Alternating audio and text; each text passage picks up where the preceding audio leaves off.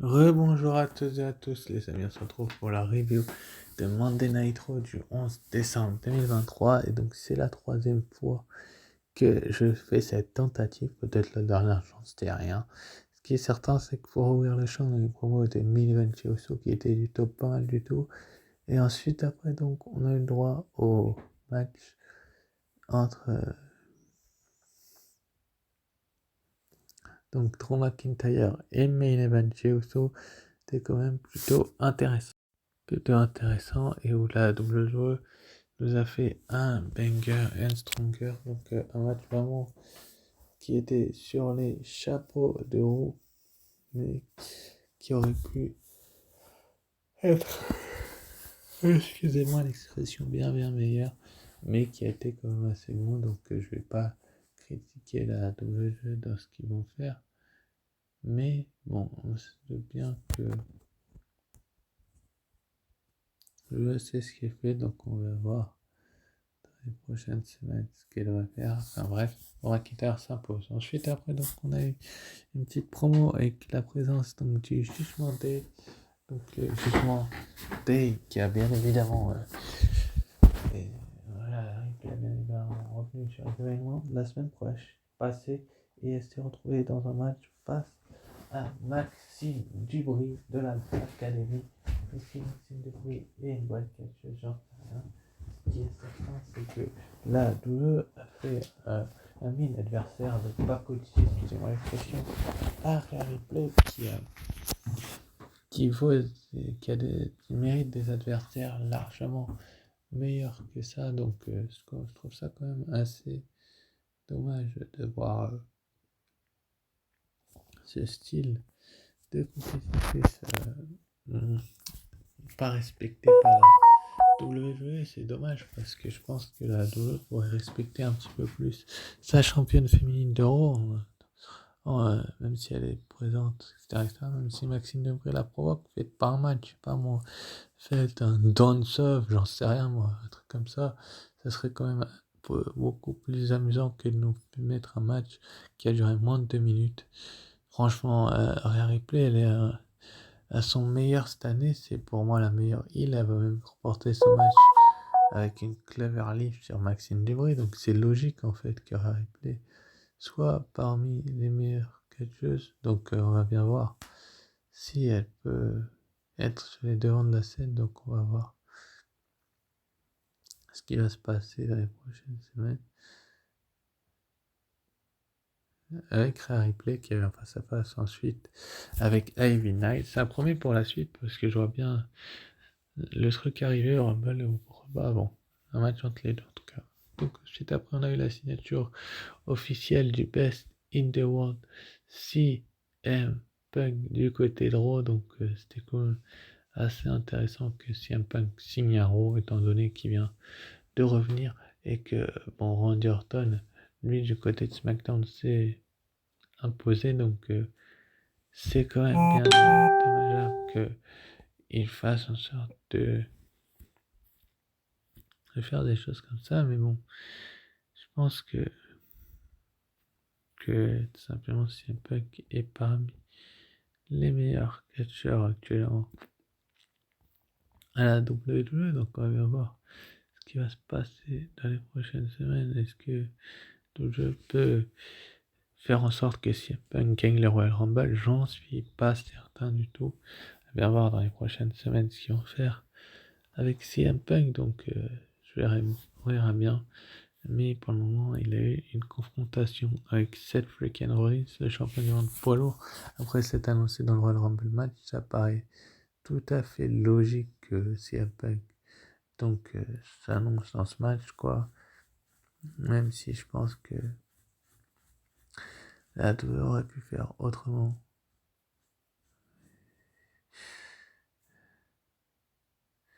Et aurait pu, comment dire, teaser un peu plus tôt la rivalité entre les deux, mais on va bien voir ce qui va se passer dans les prochaines semaines et si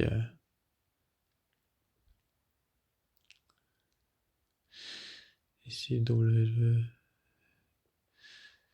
peut faire des meilleures choses, mais pour moi, ce qui est certain, c'est que le monsieur en chemise fait un peu trop le fou face à CM Punk et je pense qu'il va se faire voilà, remettre en place dans les prochaines semaines. On verra bien ce qui se passera si CM Punk peut s'imposer. Ensuite, après, donc on a eu Big Bronson Reed contre Ivar. Pour moi, le match le plus nul de tous les temps. Enfin, c'est pas qu'il a été nul, c'est que pour moi, ce match, il n'est pas à sa place. Il doit pas être dans un show comme Raw. Il doit vraiment être dans un show comme SmackDown et où la WWE fait ce qu'elle peut pour tout simplement être mis en valeur. Mais bon, on va bien voir ce qui va se passer dans les prochaines semaines. Mais bon, j'ose espérer que WWE fera en sorte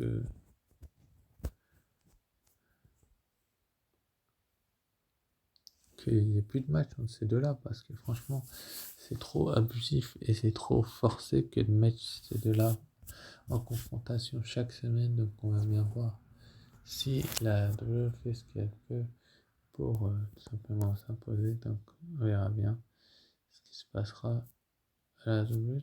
Mais en tout cas ce qui est certain c'est que Reed a gagné ce match. Ensuite après on a une confrontation entre CM Punk et Damien Priest dans les backstage avec Dominic Mysterio qui joue un peu le garde du corps aussi un coup de poing partirait, mais je pense que Dominic ne fait pas le poids face à Punk. Mais il y aura ça par la suite et donc le jugement Day va s'en prendre ensuite à R-Truth, mais bon j'en ai un peu ras le bol de ce type de segment avec un R-Truth qui se croit membre du jugement Day mais qui n'en fait pas partie du tout. Ils l'ont passé à Tava littéralement. J'espère que ça lui servira de leçon et qu'il leur foutra un peu la paix parce que j'adore personnellement cette équipe qui est le Jugement Day, même si bien évidemment qu'ils ont la plupart des titres à part peut-être mondial, mais bon on va bien voir si le va forcer avec R-Truth autant ou pas, mais ce qui est certain c'est que la WWE fait son meilleur les meilleurs les meilleures choses possibles et font ce qu'ils peuvent, donc bravo à Finn Balor et à la maîtrise. Les Creed Brothers vont vouloir faire le sauvetage, bien évidemment, mais bon, ça va être repoussé. Drew McIntyre, lui, va apprendre qu'il aura une chance au titre mondial le 1er janvier lors du premier Raw 2024 face à Seth Rollins. Bon, c'est un peu, lui, il a pas l'air trop ravi de la nouvelle, donc il va faire affronter Rollins, je pense. On verra bien le résultat de ce match. Il va ensuite saisir la main des protagonistes qui veulent un match au titre intercontinental, c'est-à-dire Chad Gable, Ricochet et Kofi Kingston. Est-ce que l'un de ceux-là a la carrure de Matt Gunther entre nous, sincèrement, les amis? Ça, j'en suis pas certain. Enfin bref, ensuite après, donc on a eu Katana Chance et Keten Carter face à Candice LeRae et Indy Hartwell. Deux des meilleures équipes actuellement, là, deux, au niveau de la division féminine du côté de Raw, mais qui pour moi peuvent devenir ensuite meilleurs par la suite. Donc on va bien voir ce qui va se passer dans les prochaines années.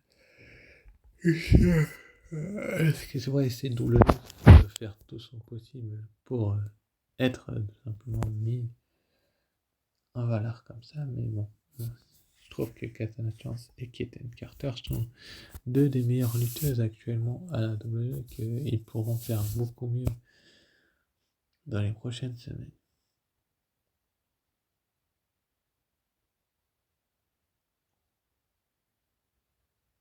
Les prochaines semaines, donc on va bien voir si l'équipe de Katana Chance et de Keten Carter peut faire une meilleure chose possible. Donc finalement, c'est Keten Carter et Katana Chance qui s'imposent après avoir battu les anciennes aspirantes Natalia et Tegan Nox.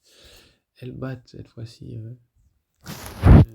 l'équipe a priori qui est à leur niveau également. Ensuite après, donc on a une promo entre Becky Lynch et Nia Jax assez intéressante, j'ai trouvé comme promo, même si Nia Jax n'ose pas frapper Becky Lynch par rapport t'as qu'à lui arracher le froc au lieu de le frapper, j'en sais rien moi.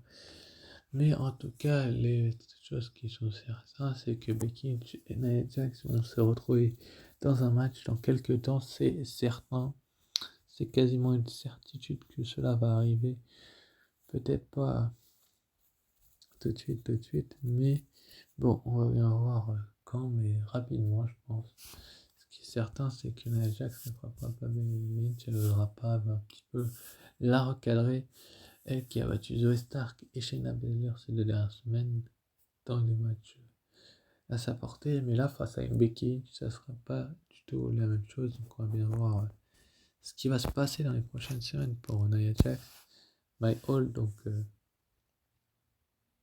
ça reste à voir ce qui va se passer, et c'est dommage. Ensuite après, bref, on a eu DIY et le Miz face à Imperium. Le Miz était bien évidemment le partenaire mystère de Imperium, c'était sûr et certain que Imperium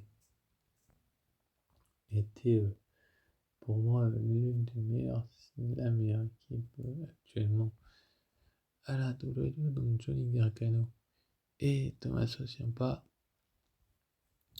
se sont fait rejoindre par le Miz pour se retrouver face au champion intercontinental Gunther, Ludwig Kaiser et Giovanni Vinci.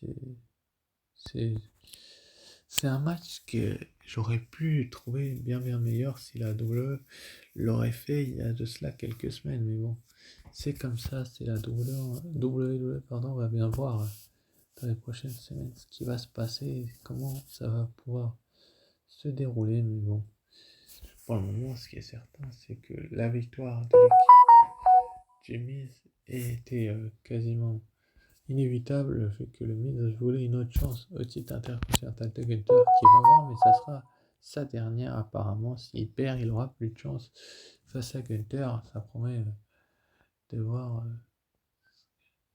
ce que le Miz vaut et ce qu'ils vont nous refaire un match au Royal Rumble les deux ou au premier round 2024. On verra bien ce qui va se passer. En tout cas, c'est pas mal du tout comme programme. Et voilà la photo, bien évidemment, où Gunther annonce au Miz qu'il aura une toute dernière chance pour ce titre. Et enfin, dans le main event, donc, on a eu Cody Rhodes face à des Hardest Dallas, le King of Strong Style Shinsuke Nakamura. Une rencontre que j'ai trouvé quand même personnellement assez bonne, enfin pas bonne mais bien et bien construite, où les deux compétiteurs ont fait tout leur possible pour faire en sorte que la WWE nous montre ce qu'elle vaut, mais bon, on va bien voir dans les prochaines semaines ce que la WWE va faire avec Cody Rhodes et Nakamura, mais j'ai l'impression que la rivalité est loin, très loin d'être terminée, parce que si elle ne l'avait si on ne l'avait pas doté, si on ne s'en était pas doté, bah là on s'en doute un petit peu plus, parce que franchement la rencontre en elle-même a été bonne. Il y a eu un petit peu de respect entre les deux, mais bon, respect ou pas, c'est assez étrange, mais bon, on va bien voir ce qui va se passer.